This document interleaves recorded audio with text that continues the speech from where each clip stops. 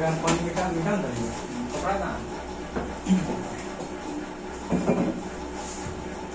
जो जो समझाने में लगा ना समझते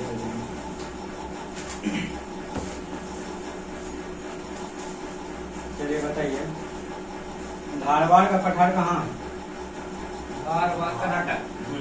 धारवाड़ का पठार भारत के किस राज्य में है? कर्नाटक में। धारवाड़ का पठार किस राज्य में है? कर्नाटक में। कर्नाटक में। अब बताइए सतपुड़ा पहाड़िया कहाँ है? सतपुड़ा मध्य प्रदेश। सतपुड़ा पहाड़ी मध्य प्रदेश। अच्छा बताइए सतपुड़ा पहाड़ी किन दो नदी के बीच में? ताप्ती व्यास। नर्मदा।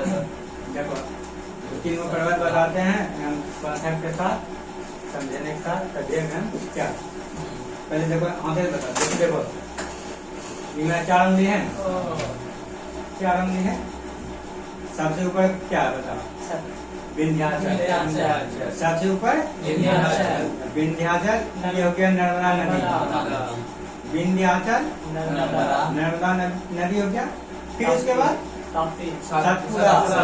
सतपुड़ा उसके बाद ताप्ती ताप्ती के नीचे एगो महाराष्ट्र में पर्वत है अजंता पर्वत अजंता क्वेश्चन पूछता है कौन सा एक ऐसा पर्वत है जो सिर्फ एक ही राज्य में है वो अजंता महाराष्ट्र में। सबसे पहले अंग्रेजी से फैलाएगा सबसे ऊपर हो गया विंध्याचल सबसे ऊपर वाला विंध्याचल फिर जैसे छोड़ दो नदी हो गया फिर आ जाएगा सतपुड़ा तो क्वेश्चन पूछेगा विंध्याचल और सतपुड़ा के बीच में कौन नदी नर्मदा विंध्याचल और सतपुड़ा के बीच में कौन नदी नर्मदा नदी और देखो ये नर्मदा नदी हो गया ये ताप्ती नदी हो गया ये नर्मदा नदी हो गया ये ताप्ती नदी ये कौन पहाड़ हो गया सतपुड़ा पहाड़ हो गया देखिए नर्मदा और ताप्ती के बीच में कौन पहाड़ सतपुड़ा पहाड़ देखो ये सतपुड़ा पहाड़ हो गया नीचे एक है अजंता पहाड़ सतपुड़ा और अजंता दोनों के बीच में कौन पहाड़ी है सॉरी कौन नदी है ताप्ती नदी ठीक ना सतपुड़ा और अजंता के बीच में कौन नदी ताप्ती नदी ये देखो भारत हो गया भारत ऊपर वाला ही होगा विंध्याचल ठीक इसके बाद विंध्याचल के नीचे से वो नदी बहेगी जो कि नर्मदा नदी हो गया तो इसके बाद ये हो गया सतपुड़ा फिर ये ताप्ती नदी बह रहा है दो सब नदी पश्चिम की ओर ठीक है ये हो गया विंध्याचल हो गया ये सतपुड़ा हो गया ये सतपुड़ा के नीचे एक अजंता जो कि महाराष्ट्र में बस इतने पहाड़ इतने क्वेश्चन ऐसे पूछता है जैसे कोई जगह सतपुड़ा कहाँ मध्य प्रदेश मारिए देना है हाँ मगर लेवल बढ़ा पूछता है तो क्वेश्चन पूछेगा जैसे देखो विंध्याचल और सतपुड़ा के बीच में कौन नदी बहती है नर्मदा नहीं तो ऐसे ही पूछ सकता है नर्मदा नदी कौन दो पर्वत श्रेणी के बीच में बहता है विंध्याचल इसको याद रखा विंध्याचल जी सतपुड़ा ठीक है ये एलोरा अजंता ये अजंता हो गया ये सतपुड़ा हो गया ये विंध्याचल हो गया ठीक ना ये विंध्याचल 3 को पर्वत हो गया दो नदी हो गया नदी किस ओर बहती है पश्चिम ओर इस नदी को ध्यान में रखना है कि किस ओर बहती है क्वेश्चन पूछ देगा इनमें से कौन सा नदी 4 गो नदी दे देगा पूछ देगा इनमें से कौन नदी पूरब की ओर बहती है पश्चिम की ओर बहती है ऐसे ब्रह्मपुत्र पूरब की ओर बहती है ब्रह्मपुत्र नहीं चीना और रावी चीना देखो सिंधु का सहायक नदी है पश्चिम की ओर बहता है पाकिस्तान में जाता है सब आएगा तो चलिए यहाँ तक कोई दिक्कत नहीं ना बताइए सतपुड़ा पहाड़ी किस राज्य में है मध्य प्रदेश सतपुड़ा पहाड़ी किस राज्य में है सतपुड़ा पहाड़ी किन सतपुड़ा जो है किन दो नदी के बीच में नर्मदा दो नदी नर्मदा ताप्ती ये हो गया नर्मदा ये हो गया ताप्ती ठीक है ये नर्मदा सॉरी नर्मदा नर्मदा विंध्याचल सतपुड़ा नर्मदा ताप्ती ये ना है ना नदी है सीधा सीधी है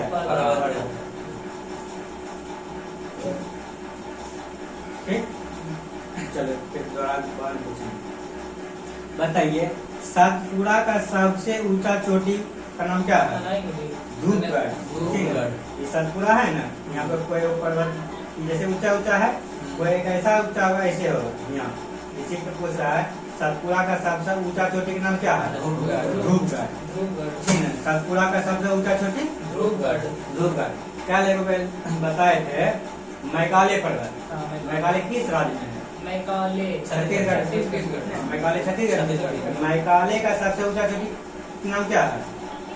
इसका भोज है तो अमरकंटक। अमरकंटक। ठीक है, मैकाले का सबसे ऊंचा चोटी अमरकंटक। अमरकंटक। मैकाले का सबसे ऊंचा चोटी अमरकंटक। और सतपुड़ा बोलेगा तो सतपुड़ा का ये धूपगढ़।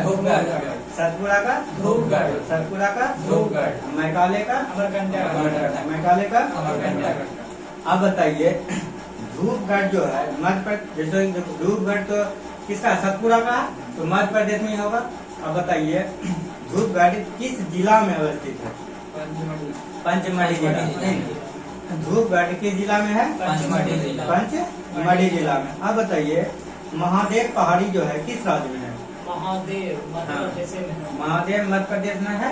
ठीक है, महादेव किस राज्य में है? मध्य प्रदेश। मध्य प्रदेश में। किसका श्रेणी का हिस्सा है? सतपुड़ा।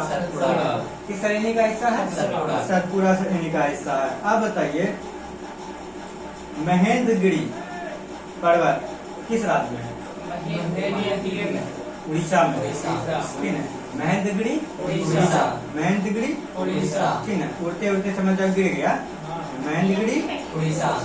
महेंद्रगिरी उड़ीसा। क्वेश्चन पूछेगा जैसे कि पूर्वी भाग हो गया, ऊपर भाग हो गया, ये हो गया पश्चिमी भाग।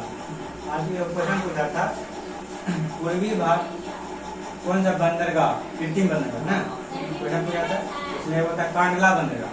कांडला बंदरगाह जो कि रासायनिक बंदरगाह, कांडला बंदरगाह रासायनिक जो पश्चिम साइड है, इसको तो ऑप्शन में छान देना है।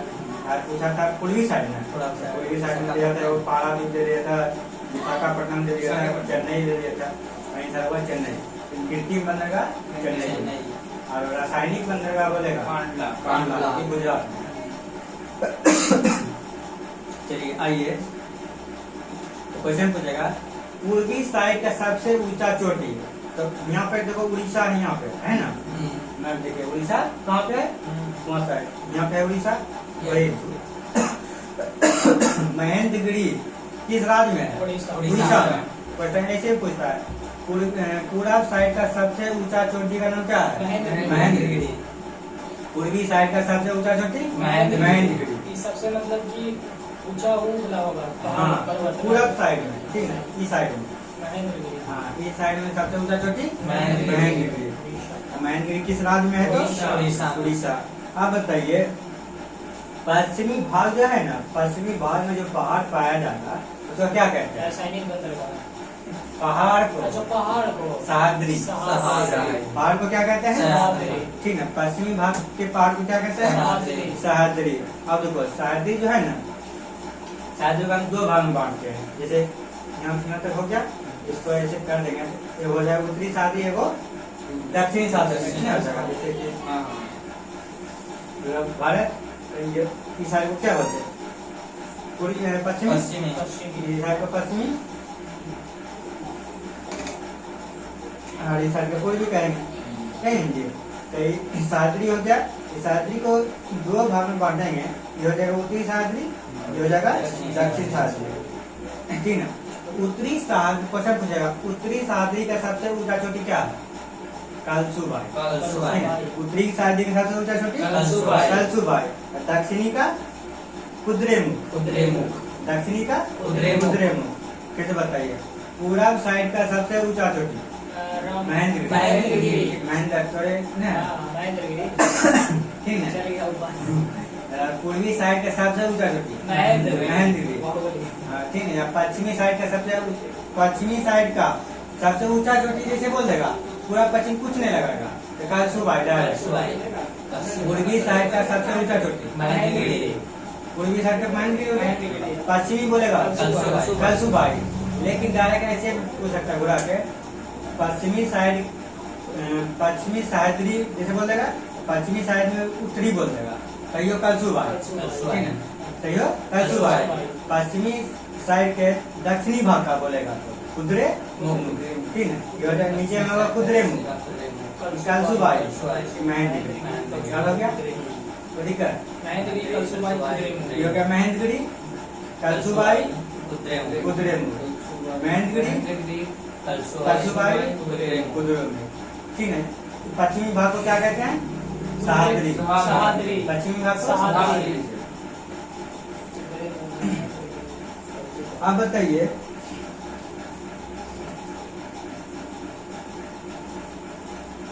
सबसे देखो ये हो गया पूर्वी भाग हो गया, ये पश्चिमी हो गया, ये पश्चिमी। आप बताइए दक्षिण भारत का सबसे ऊंचा चोटी का नाम क्या है?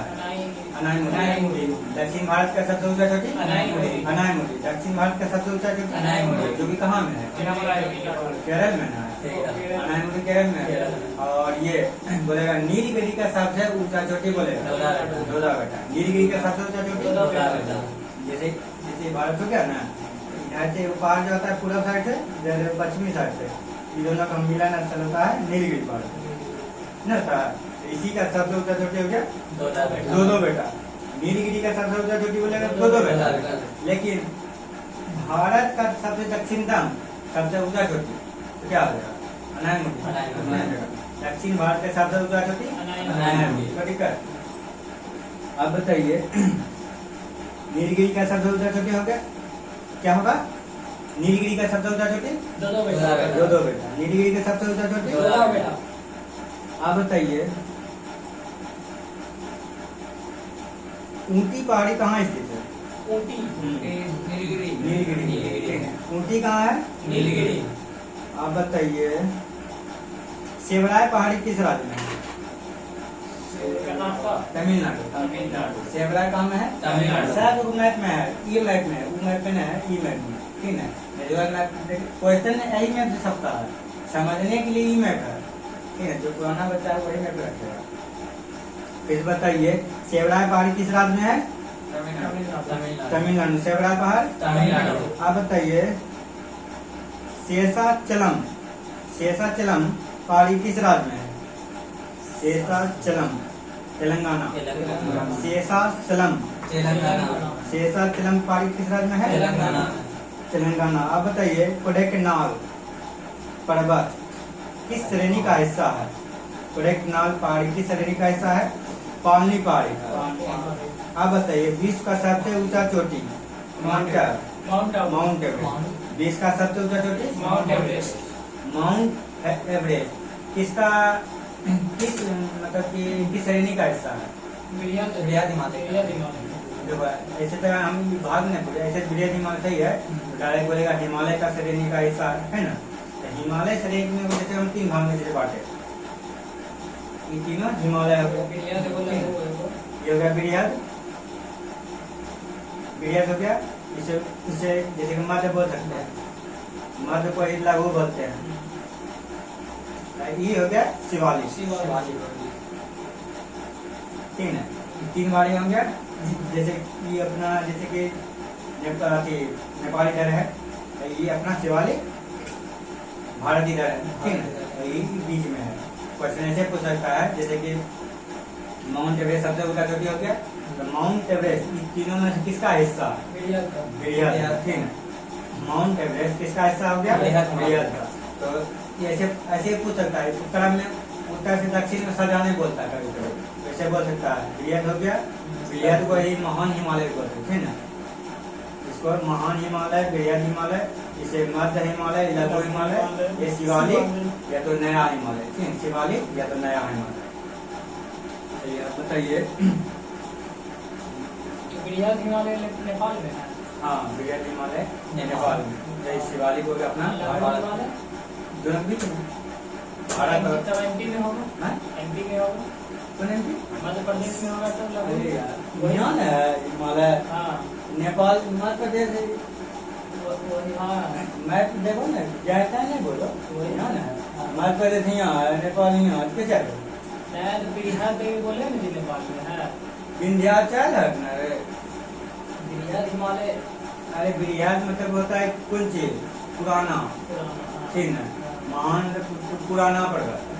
शिवालिक मतलब नया, ठीक है। शिवालिक मतलब हो गया नया। शिवालिक तो भारत के में। हाँ ठीक है, रेंज बताए हिमालय जो है ना ऐसे फैला है, मतलब इतना चौड़ा है।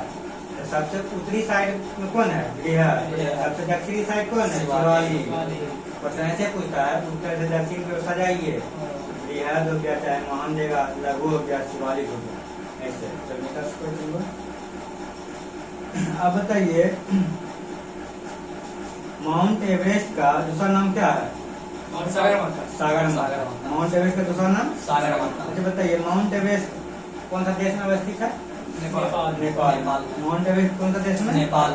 माउंट एवरेस्ट का ऊंचाई कितना है? 8850 मीटर। ठीक, 8850 मीटर। अब बताइए भारत का सर्वोच्च शिखर का नाम क्या है?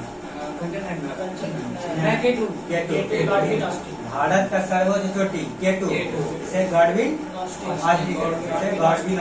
वही पूछेगा। भारत जैसे हिमालय का भारत में सबसे ऊंची चोटी का नाम क्या है? कंचनजंगा।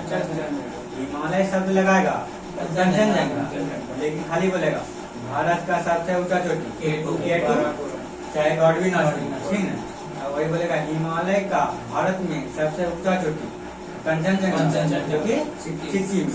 कहाँ है? सिक्किम। अब बताइए जैसे ऐसे भी पूछ सकता है, भारत की दूसरी सबसे ऊंचा चोटी कंचनजंगा। भारत की दूसरी सबसे ऊंचा चोटी कंचनजंगा। कंचनजंगा किस राज्य में है? सिक्किम में। कंचनजंगा किस राज्य में है? अब बताइए नंदा देवी पर्वत, नंदा देवी चोटी किस राज्य में? देवी देवता का उत्तराखंड देवी। अब बताइए नंदा देवी उत्तराखंड। नंदा देवी उत्तराखंड हो गया। और लंगा पर्वत, ठीक है, लंगा पर्वत कहाँ है? पाकिस्तान। ठीक है, लंगा पर्वत कहाँ है? पाकिस्तान। वो भी है ना बृहद हिमालय का ही हिस्सा है। ठीक है, अब बताइए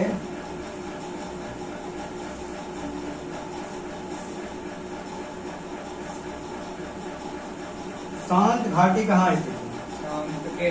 केरल में। शांत घाटी या तो मौन घाटी या तो साइलेंट वैली बोलते हैं। शांत घाटी, मौन घाटी या तो साइलेंट वैली बोलते हैं। किस राज्य में है? केरल में। अब बताइए काराकोरम दर्रा किस राज्य में है? लद्दाख में। सबसे ऊंचा दर्रा काराकोरम लद्दाख में। अब जैसे ऐसे पूछ सकता है भारत का सबसे ऊंचा दर्रा का नाम क्या है? काराकोरम। सबसे ऊंचा दर्रा काराकोरम। अब बताइए नाथुला दर्रा कहाँ है? जम्मू कश्मीर। सिक्किम। नाथुला सिक्किम। जेलेपला जेलेपला जोजिला जम्मू कश्मीर। जोजिला अब बताइए गुजिला दर्रा जम्मू कश्मीर। गुजिला जम्मू कश्मीर। जोजिला जम्मू कश्मीर। सिपकिला हिमाचल। सिपकिला हिमाचल। मानानीति उत्तराखंड। मानानीति लिपुलेख बोलेगा तो मानानीति लिपुलेख उत्तराखंड। मानानीति लिपुलेख उत्तराखंड। बोमडिला दर्रा अरुणाचल प्रदेश। बोमडिला अरुणाचल प्रदेश। बोमडिला अरुणाचल प्रदेश। रोहतांग दर्रा हिमाचल रोहतांग दर्रा हिमाचल प्रदेश। रोहतांग दर्रा हिमाचल प्रदेश। कैसे बताइए भारत में वर्तमान में कुल कितने राज्य हैं? 28। भारत में कुल कितने राज्य हैं? 28। केंद्र शासित प्रदेश 8।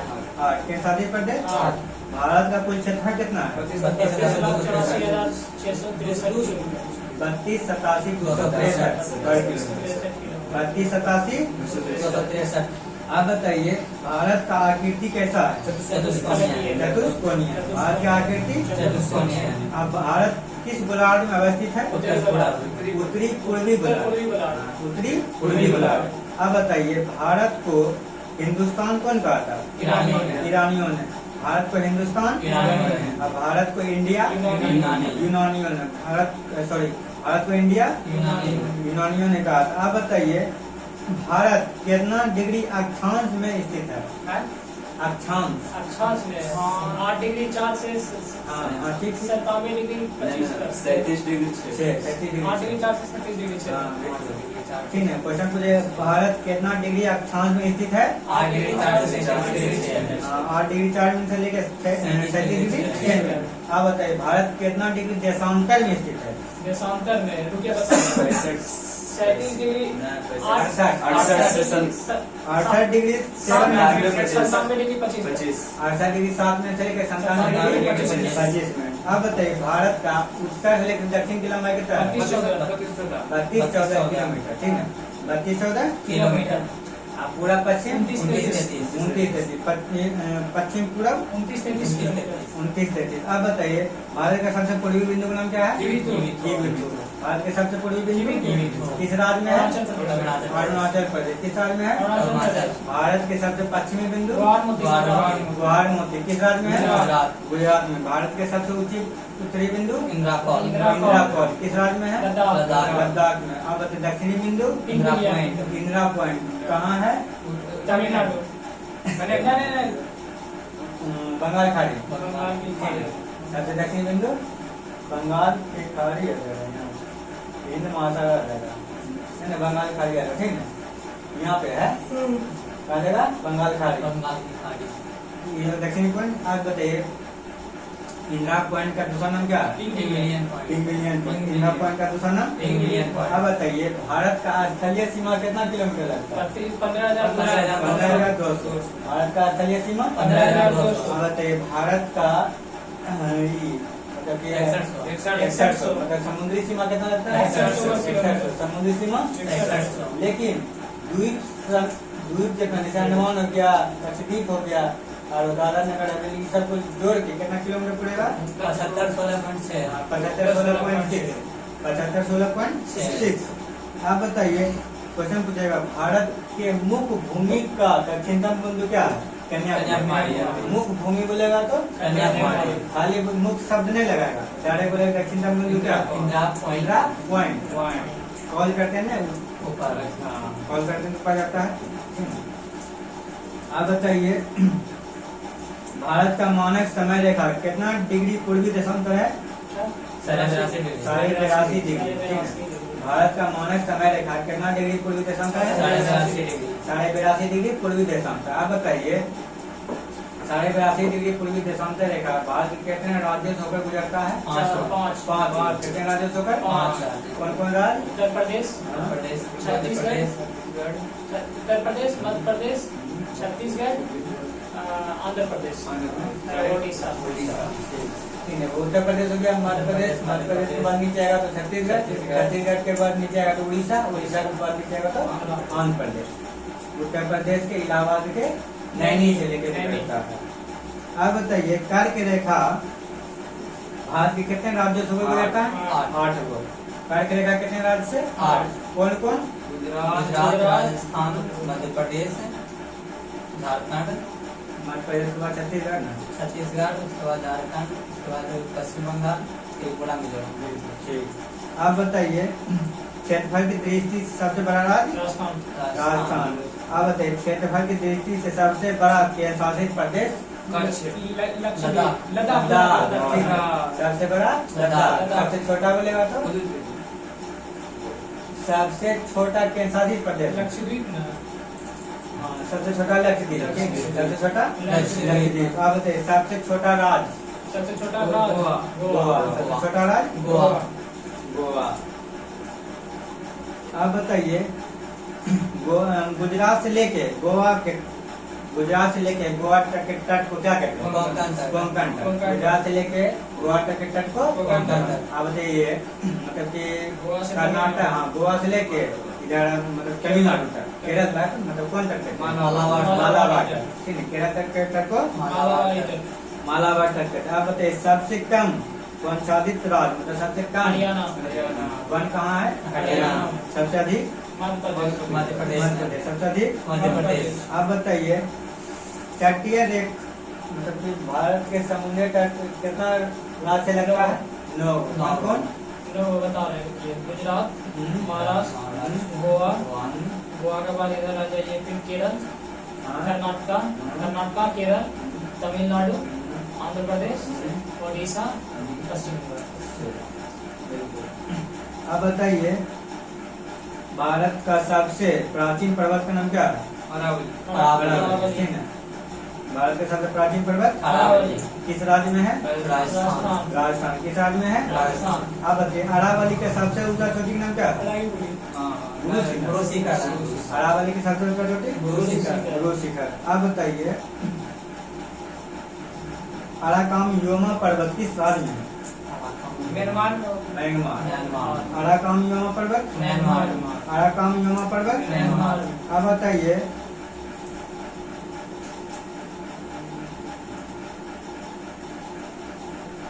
गिरनार पहाड़ी किस राज्य में? गुजरात। गिरनार पहाड़ी गुजरात।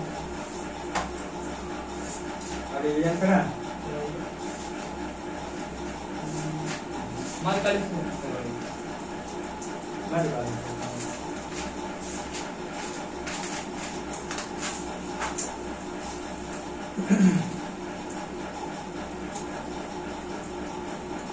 अब बताइए अरबों ने भारत पर पहला सफल आक्रमण इसके नेतृत्व में क्या था? मोहम्मद बिन कासिम के नेतृत्व में। अरबों ने भारत पर पहला सफल आक्रमण किसके नेतृत्व में क्या था? मोहम्मद बिन कासिम। अब बताइए भारत पर आक्रमण करने वाला प्रथम मुस्लिम कौन था? मोहम्मद बिन कासिम। भारत पर आक्रमण करने वाला प्रथम मुस्लिम मोहम्मद बिन कासिम। कब किया था? 712। कब किया था? 712 ईस्वी में। अब बताइए जजिया कर कौन लगाया था? मोहम्मद बिन कासिम। जजिया कर कौन लगाया था? मोहम्मद बिन कासिम। भारत पर प्रथम तुर्क आक्रमणकारी कौन था? महमूद गजनी। ठीक है। भारत पर प्रथम तुर्क आक्रमणकारी कौन था? महमूद गजनी। महमूद गजनी का उद्देश्य क्या था? धन दौलत को लूटना। ठीक है। महमूद गजनी का उद्देश्य क्या था? अब बताइए महमूद गजनी भारत पर कितने बार आक्रमण किया? 17 बार। महमूद गजनी भारत पर कितने बार आक्रमण किया? सबसे पहला आक्रमण कौन? 1025 में। सबसे पहला आक्रमण कब किया था? 1000। सबसे पहला आक्रमण 1000 और 1025 16वां आक्रमण था जो कि अमृतसर के मंदिर पर किया था। गुजरात में। हाँ सोमनाथ मंदिर पे किया था। अमृतसर सोमनाथ मंदिर पे किया था जो कि गुजरात में हर कम्मा आक्रमण था? 16वां आक्रमण था। अब बताइए मतलब कि 16वां आक्रमण किया था कब किया था? 1025 में। कौन मंदिर पे क्या था? सोमनाथ मंदिर। किस राज्य में है? गुजरात के स्वराज्य में। अच्छा बताइए वहाँ का शासक कौन था 1025 में? भीम प्रथम। ठीक है। यह क्वेश्चन पूछेगा सोमनाथ मंदिर पर आक्रमण करते समय वहाँ का शासक कौन था? भीम प्रथम। सोमनाथ मंदिर पर आक्रमण करते समय वहाँ का शासक भीम प्रथम। अब बताइए महमूद गजनी का अंतिम भारतीय आक्रमण कब? 1027 जो कि 17वां हो गया आक्रमण। ठीक है। क्वेश्चन ऐसे ही पूछ सकता है महमूद गजनी का 17वां आक्रमण कब होता है? 1027 में। किसके विरुद्ध था? जाटों के विरुद्ध। किसके विरुद्ध था? जाटों के विरुद्ध। अब बताइए सुल्तान का उपाधि धारण करने वाला प्रथम शासक कौन था? महमूद गजनी। सुल्तान का उपाधि धारण करने वाला महमूद गजनी था। अब बताइए किताब उल यामनी के लेखक कौन है? किताब उल यामनी या किताब उल कुतुबी? ठीक है। किताब उल यामनी बोले चाहे किताब उल हिंद बोले? दोनों की है। किताब उल यामनी किताब उल यामनी तारीख है यामनी। तारीख है यामनी कुतुबी। अब बताइए किताब उल यामनी तारीख है यामनी के लेखक कौन है? कुतुबी। अब बताइए महमूद गजनवी का मृत्यु कब हुआ? 1030। महमूद गजनवी का मृत्यु 1030। शाहनामा लेखक कौन है? फिरदौसी। शाहनामा लेखक कौन भाषा में लिखा था? फारसी भाषा। शाहनामा लेखक हो गया फिरदौसी। कौन सा भाषा में? फारसी भाषा में। आप बताइए भारत में मुस्लिम साम्राज्य का संस्थापक किसे माना जाता है? मोहम्मद गौरी। भारत में मुस्लिम साम्राज्य के संस्थापक मोहम्मद गौरी ने भारत पर प्रथम आक्रमण कब किया था? 1175। ठीक है। मुल्तान पर किया था ना? अब से मोहम्मद गौरी ने भारत पर प्रथम आक्रमण कब किया था? 1175 में किया था। अब बताइए मोहम्मद गौरी ने भारत में दूसरा आक्रमण कब किया था? 78 में। 3 साल के बाद 78 में। ठीक है, अब बताइए ट्राइन का प्रथम युद्ध कब हुआ था? 1191। ट्राइन का प्रथम युद्ध 1191। किसके किसके बीच हुआ था? मोहम्मद गौरी और पृथ्वीराज चौहान। मोहम्मद गौरी और पृथ्वीराज चौहान। हाँ, इसमें जीत किसका हुआ था? पृथ्वीराज चौहान। पृथ्वीराज चौहान। मोहम्मद गौरी हार गया था। अब बताइए ट्राइन का दूसरा युद्ध कब हुआ था? 1192। इसमें किसका विजय हुआ था? गौरी का। हार किसका हो गया था? पृथ्वीराज चौहान का। अब बताइए चंदावड़ का युद्ध कब हुआ था? चंदावड़ का 1394। 1194। अच्छा बताइए ट्राइन का तीसरा युद्ध कब हुआ था? 1215। ट्राइन का तीसरा 1215। अब बताइए मोहम्मद गौरी की हत्या कब हुआ था? 1210 को। 1206। इसी के मृत्यु के बाद जो है ना दिल्ली सल्तनत का स्थापना, ठीक है, दिल्ली सल्तनत का स्थापना किसके द्वारा किया गया था? कुतुबुद्दीन ऐबक के द्वारा। ठीक है, कुतुबुद्दीन ऐबक के द्वारा। अब बताइए कुतुबुद्दीन ऐबक किसका गुलाम था? मोहम्मद गौरी का। मोहम्मद गौरी का। कुतुबुद्दीन ऐबक किसका गुलाम था? मोहम्मद गौरी का। अब बताइए कुतुबुद्दीन ऐबक का गुलाम कौन था? इल्तुतमिश। कुतुबुद्दीन ऐबक का गुलाम इल्तुतमिश। इसीलिए उसको गुलामों का गुलाम किसे कहते हैं? इल्तुतमिश। गुलामों के गुलाम इल्तुतमिश। अब बताइए दिल्ली सल्तनत का वास्तविक संस्थापक कौन है? इल्तुतमिश। ठीक है, दिल्ली सल्तनत का वास्तविक संस्थापक इल्तुतमिश। खाली वाला दिल्ली सल्तनत का स्थापना कौन किया? कुतुबुद्दीन ऐबक। अब बताइए कुतुबुद्दीन ऐबक लेते हैं ये कौन? ग्लास में लगी लास्ट नहीं छोड़िए पहले है चावल चावल। अब बताओ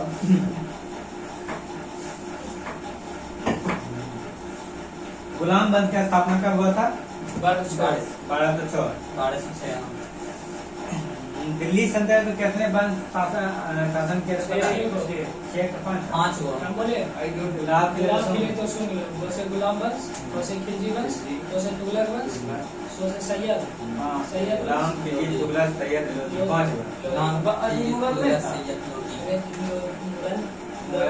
मुगल अलग हो गया। ठीक है, दिल्ली सल्तनत बोले हैं। ठीक है, दिल्ली सल्तनत कितने? 5 शासक है। गुलाम, खिलजी, तुगलक, सैयद, लोधी।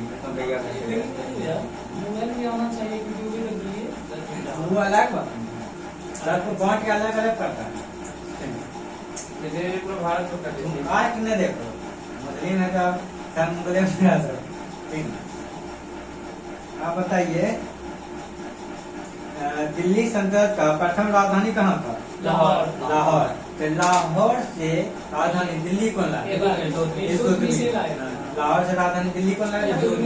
और कुतुबुद्दीन ऐबक का मकबरा कहाँ? लाहौर है। उमर गया था। कुतुबुद्दीन ऐबक का मकबरा लाहौर में है। अब बताइए क्या देख गया है? अकबर का है यहाँ बम गिर रहा है, लाहौर बजर बढ़ने नहीं तो मैं अड्डा पे गिरा रहा है कि पाकिस्तान का कोई जनता वहाँ नहीं होगा। यही मारिए गया जनता कुतुबुद्दीन ऐबक मारिए गया तो ओकरो भी गिरेगा तो दिक्कत है। मरले को टीम मारेगा हड्डी और बचल होगा। अब बताइए नहीं सही नहीं बोले कुतुबुद्दीन लास्ट में किसे करते हैं? कुतुबुद्दीन ऐबक। अब बताइए 18 दिन का झोपड़ा कौन बनवाया? कुतुबुद्दीन ऐबक। 18 दिन का झोपड़ा अच्छा लाखों लॉकडाउन करता था। आप बताइए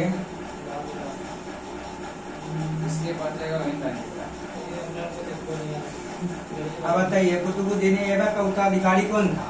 आराम था। कुतुबुद्दीन ऐबक का उत्तराधिकारी आराम। आप बताइए गुलाम वंश का वास्तविक संस्थापक? एकता प्रथा कौन शुरू किया? एकता प्रथा। इसे एकता इसे। अब बताइए तुर्क ए चहलगानी कौन चलाया? तुर्क ए चहलगानी। आप बताइए शुद्ध अरबी सिक्का कौन चलाया था? शुद्ध अरबी सिक्का शुद्ध अरबी सिक्का चलाए थे इल्तुतमिश। शुद्ध अरबी सिक्का इल्तुतमिश। अब बताइए चांदी का टंका और तांबे का जीतल नामक सिक्का कौन चला? इल्तुतमिश। चांदी का टंका और तांबे का जीतल इल्तुतमिश। इल्तुतमिश। अब बताइए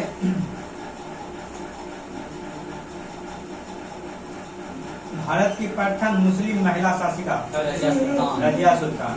भारत की प्रथम महिला मुस्लिम शासिका रजिया सुल्तान। किसका बेटी थी? इल्तुतमिश। इल्तुतमिश का बेटी थी रजिया। रजिया का शादी का नाम था। अब बताइए रजिया ने विवाह किससे किया था? अल-दुनिया। अल-दुनिया से। रजिया सुल्तान ने किससे विवाह किया था? अल-दुनिया से। अल-दुनिया से किया था। अब बताइए बलबन का पूरा नाम क्या था? गयासुद्दीन बलबन। गयासुद्दीन बलबन। अब बताइए बलबन का वास्तविक नाम क्या था? बहाउद्दीन। बहाउद्दीन। बलबन का वास्तविक नाम? बहाउद्दीन।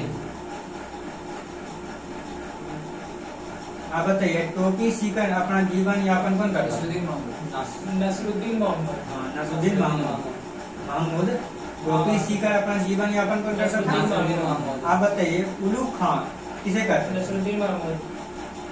उल्लू खां। हाँ वही है। बलबन कौन कहते थे? बलबन। उल्लू खां किसे कहते थे? बलबन को। बलबन को। उल्लू खां किसे कहते थे? बलबन को। अब बताइए बलबन को उल्लू खां की उपाधि कौन दिया था? नसरुद्दीन महमूद। नासुद्दीन नासुद्दीन महमूद। महमूद। ठीक है बलबन को उल्लू खां की उपाधि कौन दिया नासुद्दीन था? महमूद। नासुद्दीन महमूद। महमूद। किसे कहते थे उल्लू खां?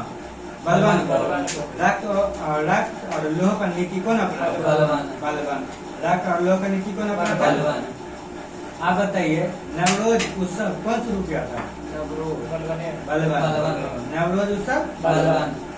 आप बताइए दीवान-ए-अर्ज की स्थापना कौन किया था? बलबन। बलबन। दीवान-ए-अर्ज की स्थापना बलबन। आप बताइए सीधा और पैगोश की प्रथा कौन चलाया था? बलबन। बलबन। सीधा पैगोश बलबन। आप बताइए अमीर खुसरो दरबारी कवि थे कौन? नहीं, सॉरी बलबन का ही दरबारी कवि था अमीर अमीर खुसरो। खुसरो। ठीक है। भारत का तोता। ऐसे बोल सकता है अमीर खुसरो किसका दरबारी कवि था? बलबन का। बलबन का। अब बताइए भारत का तोता किसे कहते हैं? अमीर खुसरो।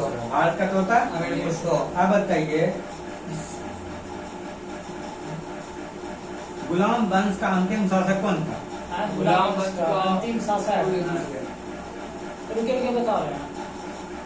आराम से। शमसुद्दीन कैमूर। शमसुद्दीन कैमूर। ठीक, गुलाम वंश का अंतिम शासक शमसुद्दीन अब कैमूर। बताइए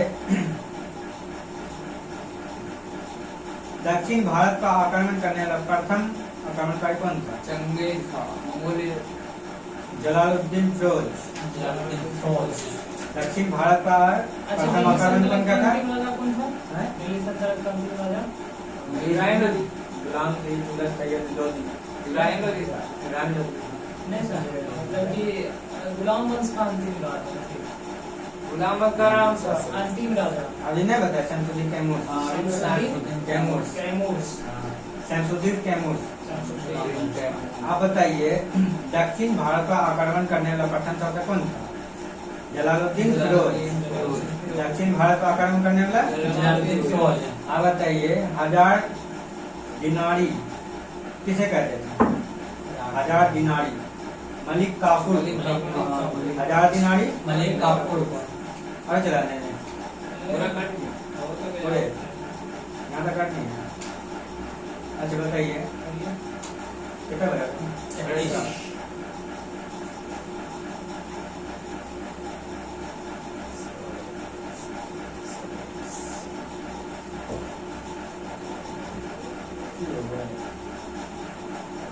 इससे कमर लग जाता है ना।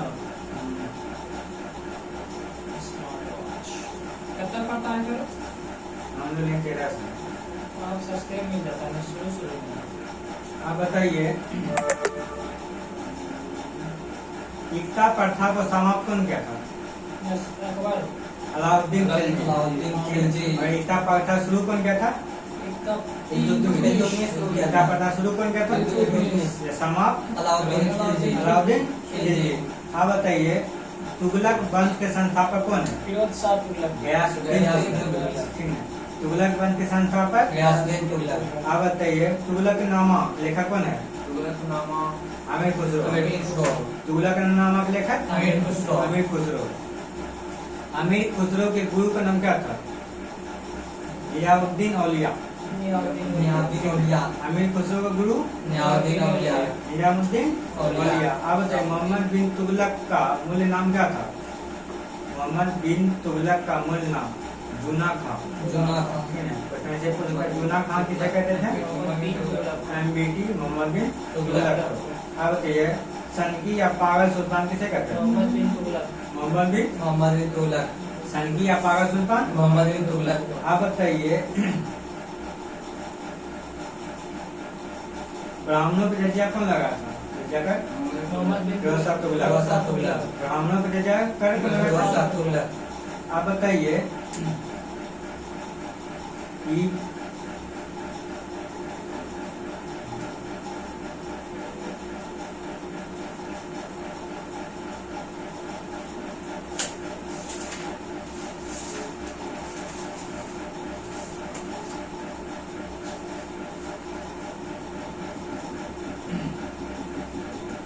आप बताइए निकोलो कांटी किस देश का था?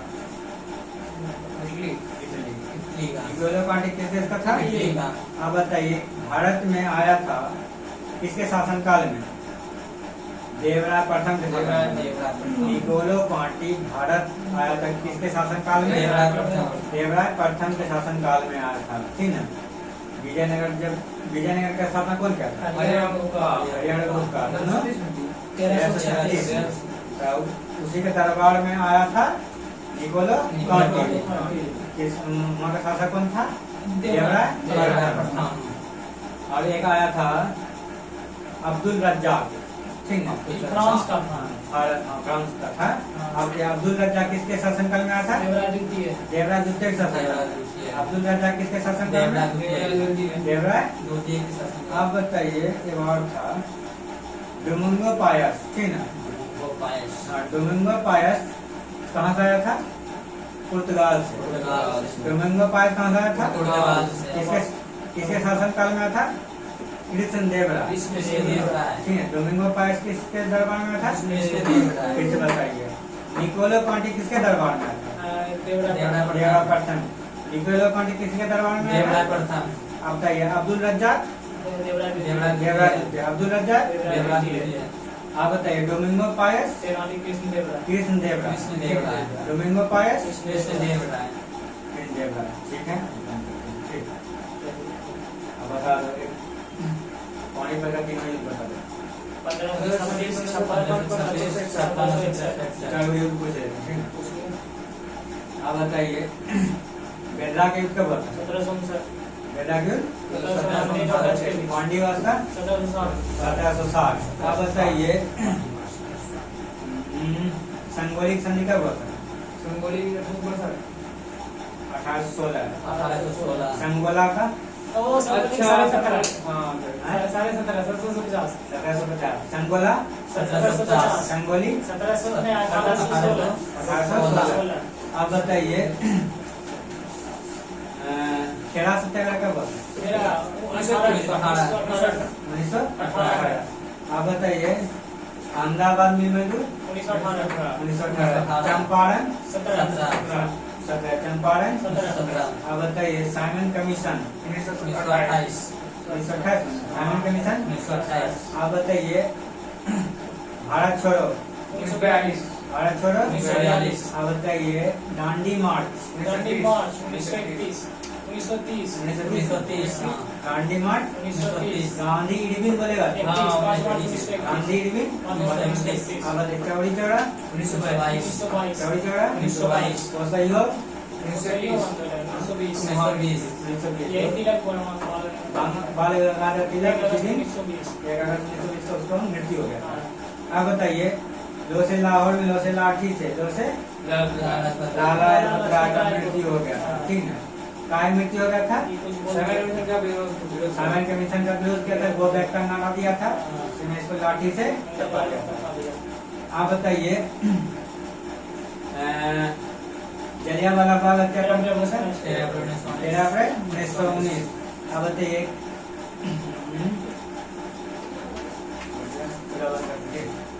जो कवि का नाम क्या था? अमेरिका का था जो बच गया था। ब्लैक होल की घटना कब हुआ था बताइए? ब्लैक होल 1920 कलकत्ता में हुआ था।